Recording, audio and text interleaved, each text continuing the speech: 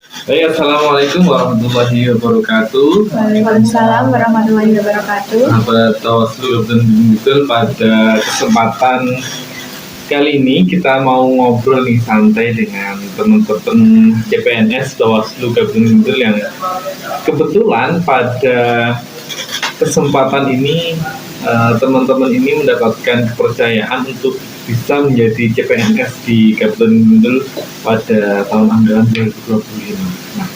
Nah, telah hadir, ini ada 3 teman kita yang lolos jadi CPNS. Kebayang nggak sih kalau jadi PNS di Bawaslu? Pasti juga siapa sih yang nggak pengen. Nah, kita nanti akan dengarkan kira-kira gimana sih jadi PNS Bawaslu dan bagaimana proses menjadi PNS di Bawaslu. Nah, untuk itu yang pertama kita sambut dari Mbak Prima. Nanti beliau akan menyampaikan bagaimana kiat-kiat bisa lolos CPNS dan juga proses menjadi PNS di Bawaslu. Kemudian yang kedua ada Mas Mukhlis, ini cowok sendiri. Ini juga nanti akan bisa berbicara bagaimana kita bisa menjadi PNS Bawaslu. Dan yang paling imut nih, ini bukan SMA ya, ini walaupun kelihatannya masih SMA atau masih SMP, tapi enggak, tapi dia udah smart ya, karena udah lolos nih jadi CPNS. Oke, langsung saja untuk menyingkat waktu. Yang pertama ini dari Mbak Prima, ini gimana sih tahapan tes di CPNS di Bawaslu, kok bisa lolos, terus motivasinya apa? Kenapa sih harus dapat di Bawaslu gitu? Untuk motivasi saya sendiri mendaftar di Bawaslu itu karena sesuai jurusan yang saya dapatkan di perkuliahan ya Mas ya, di sosiologi sendiri. Nah, saat itu saya mengecek di sistem SCASN itu ada jurusan saya dan masuk di Bawaslu Gunung Kidul. Nah, kebetulan itu kan lokasinya dekat dengan rumah saya di Gunung Kidul juga, dan akhirnya saya membuka untuk ininya, syaratnya apa aja saya lengkapi. Waktu itu pertama tesnya ada tes ini Mas, administrasi dulu ya waktu itu ya. Jadi waktu itu kita sempat melengkapi persyaratannya, terus juga ada war materai waktu itu ya. Jadi kayak kita harus menggunakan materai yang itu harus digital, yaitu sempat kayak ada hambatan ya, karena kan harus berebutan ya waktu itu kayak gitu. Terus yang selanjutnya ada SKD. Jadi SKD itu ada 3 tes ya teman-teman. Jadi ada TWK, itu tes wawasan kebangsaan, kemudian ada tes TIU, itu tes intelijensia umum, dan tes TKP, yaitu tes karakteristikus kepribadian. Nah, itu sebanyak 100 soal ya kalau nggak salah ya, dan itu dikerjakan selama 110 menit kayak gitu. Kayak gitu Mas. Oke, sebenarnya cukup rumit juga ya kalau kita lihat prosesnya dari awal. Kemudian tadi ada 100 soal, kemudian ada TIU, ada TWK, ada TKP. Kalau kemudian kita berpikir seperti itu, kayaknya nggak mudah ini ya sebenarnya, tapi alhamdulillah bisa lolos gitu ya. Nah, ini juga perlu strategi bagaimana kalau kita menentukan di mana kita mau daftar. Nah, ini kebetulan di Bawaslu baru buka, kemudian Mbak Prima ini bisa mengakses dengan mudah. Nah, selanjutnya ke Mas Mukhlis nih. Ini gimana nih strategi untuk bisa menghadapi atau teknik menjawab biar lolos gitu. Kan kemarin kalau kita lihat pendaftar ini cukup banyak ya, artinya tidak kemudian kita berjuang sendiri kemudian lolos, tidak, tapi kita harus bersaing dengan teman-teman yang fresh grade yang memang baru lulus gitu. Kemudian secara pemikiran kan memang mereka lebih smart, lebih enak gitu. Sedangkan kalau kemudian kita ikut di sana tentunya harus punya trik and trick ini. Nah, gimana Mas Mukhlis kira-kira teknik menjawab soal-soal untuk tes CPNS ini? Baik, terima kasih Mas Agung. Sebelumnya saya mengenalkan diri dulu. Saya Mukhlis Nur Rasid. Jabatan saya saat ini sebagai analis hukum di Bawaslu Kabupaten Gunung Kidul. Untuk tips and triknya di tes CPNS ini, untuk yang di SKD ini memang soalnya cukup banyak, ada 100 soal, dan itu digarap hanya dalam waktu 110 menit kurang lebih. Jadi memang ini dibutuhkan cara membaca yang cepat. Kita membaca cepat, ketika kita sudah menemukan jawaban yang kita rasa tepat, itu lebih baik langsung dipilih. Dan ketika kita menemukan soal yang sulit untuk dijawab dan membutuhkan waktu, itu memang lebih baik dilewat terlebih dahulu. Karena jika kita terlalu berfokus pada satu soal yang sulit, itu waktu akan terus terbuang. Jadi kita skip saja. Seperti itu Mas Agung. Itu kalau bisa jawab. Kalau nggak bisa, kira-kira gimana kemudian? Karena soalnya banyak, waktunya kemudian juga sangat mepet nih. Nah, cara memahaminya soal ini gimana Mas Muklis kira-kira? Atau ngitung ini ya, atau keberuntungan, atau memang ada triknya, mempelajari dulu, atau ada kisi-kisinya gitu, biar kemudian teman-teman ini besok kalau kemudian ikut tes CPNS di Bawaslu itu pasti lebih mudah. Coba Mas Muklis. Baik, soal CPNS itu sudah banyak ini ya, tipe-tipe soalnya itu sudah banyak di ini ya, di berbagai bimbel-bimbel juga ada. Memang untuk tes CPNS ini sama di SKD ini yang harus ini lebih banyak melakukan latihan-latihan soal, karena yang diuji itu tidak hanya cuma soal-soal yang ini ya, tetapi juga cara berpikirnya seperti apa. Terutama di SKD itu kan ada 3 tipe soal ya, yang grup TKP, terus TIU sama TWK. Nah, yang TWK ini yang tantangan terberat. Jawabannya mirip-mirip, tetapi kita salah pilih itu nilainya langsung 0. Di TIU juga seperti itu. Nah, di TKP itu nilainya kan 1-5. Biasanya ini pertanyaannya itu praktek kita di lapangan ketika terjadi kasus. Analisis kasus gitu ya? Betul ya. Betul Mas Agung. Ya, ini memang harus diolahnya bagaimana kita nanti bisa menjawab dengan baik itu ya, memperbanyak reot-reot itu gitu. Kalau ini Mas Muklis kira-kira kemarin secara pribadi nih, untuk bisa lolos ini ikut bimbel atau kemudian belajar sendiri atau searching, atau kemudian apa triknya, membaca atau seperti apa, ikut kemudian ada semacam tryout atau seperti apa? Kalau saya pribadi ini saya membayar ini tryout.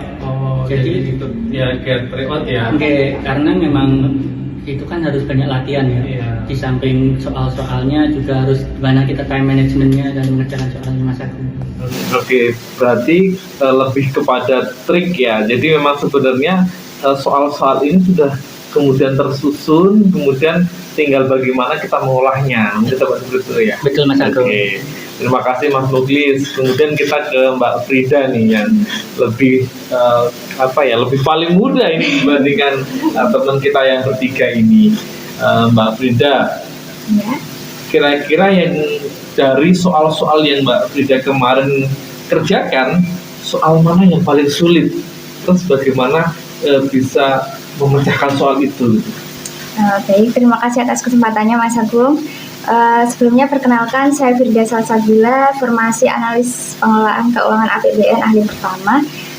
Kalau menurut saya soal yang paling sulit itu malah yang SKB Mas Agung. Jadi setelah SKD itu kita lanjut ke tes SKB. Kalau SKB itu kan seleksi kompetensi bidang, itu lebih menjurus ke formasi apa yang kita pilih soal-soalnya itu.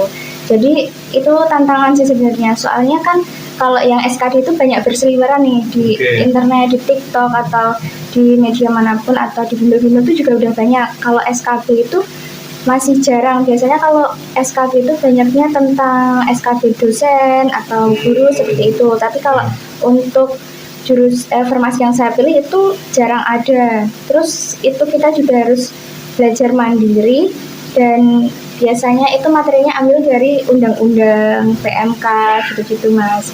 Jadi itu kalau saya join grup Telegram itu yang khusus para pejuang. Ada grupnya ya. Iya, itu ada grup Telegram. mantan ini peserta gitu. Iya betul, dan di situ tuh kan sama-sama formasi analis pengelolaan keuangan APBN yang dipilih. Mereka itu biasanya aktif membuat soal terus di polling A, B, C, D, E-nya itu loh Mas. Jadi saya itu sering latihan soal lewat situ juga. Terus selain itu saya juga itu tadi baca-baca undang-undang, saya print, terus saya pelajari secara manual, saya pelajari secara online juga. Terus saya juga ikut bimbingan yang SKB itu, tapi juga bimbingannya online untuk memperkuat itu pemahaman saya. Ini yang itu muda emang aja sangat- masih ikut sampai kayak gitu ya potnya ya. Ya, soalnya kan juga pesaingnya banyak ya Mas. Oke. Ya harus totalitas lah ibaratnya gitu. Di Bawaslu memang banyak pesaingnya. Iya, memang. instansi pusat nih Oke. soalnya.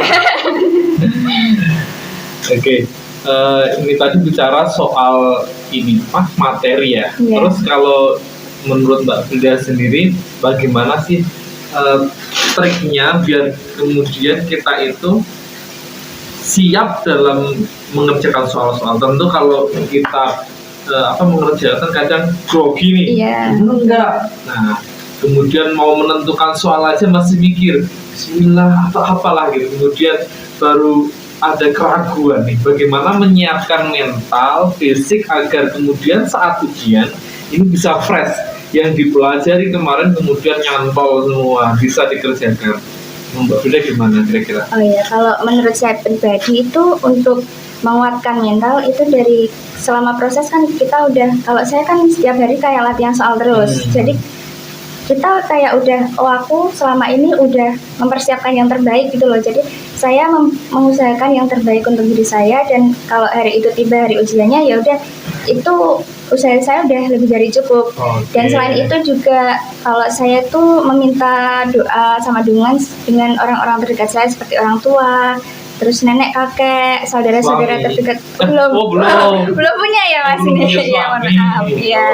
Jadinya mereka kan juga memberikan afirmasi positif gitu kepada saya. Jadinya Ya. saya lebih pede gitu menghadapi lawan-lawan saya gitu, seperti itu Mas. Luar biasa. Ini cukup menarik sekali ya teman-teman. Jadi kita sudah didengarkan dari 3 narasumber tadi, mulai dari proses ujian, kemudian bagaimana mengerjakan soal, sampai kemudian kesiapan fisik dan mental. Nah, yang terakhir ini coba saya ingin pesan dari 3 narasumber ini kepada teman-teman yang ingin daftar menjadi CPNS di Bawaslu. Kira-kira motivasi, trik and triknya biar lulus seperti apa? Sekarang dari Mas Muklis dulu deh, yang laki-laki. Coba pesan-pesan buat teman-teman sahabat Bawaslu yang ada di rumah. Baik, untuk calon teman-teman yang akan mendaftar, tentukan dulu pilihannya sesuai dengan jurusannya yang pertama. Karena waktu saya daftar itu jurusannya kan kebetulan jurusannya hukum. Oke. Nah, tetapi itu hukumnya itu kan tidak dijabarkan lebih lanjut. Ya. Jadi harus di cross check lebih lanjut apakah jurusannya hanya ilmu hukum saja atau bisa hukum seperti hukum Islam atau hukum lainnya di Fakultas Syariah. Karena kebetulan saya itu dari Fakultas Syariah, dan itu setelah saya cross check dan saya tanyakan langsung ke Bawaslu-nya, ternyata itu masih masuk dalam rumpun hukum. Oh iya. Di samping itu juga persiapan administrasinya, terutama karena di seleksi administrasi itu juga ternyata masih banyak yang tidak lolos. Itu juga perlu dipersiapkan dengan sebaik mungkin. Lalu juga ketika pembukaan sudah tiba, dipertimbangkan sudah yakin atau belum mendaftar di Bawaslu. Kebetulan di tahun saya itu pemilihan tempatnya itu bisa sampai level kabupaten atau kota, sehingga bagi yang ingin penempatannya di home base enak.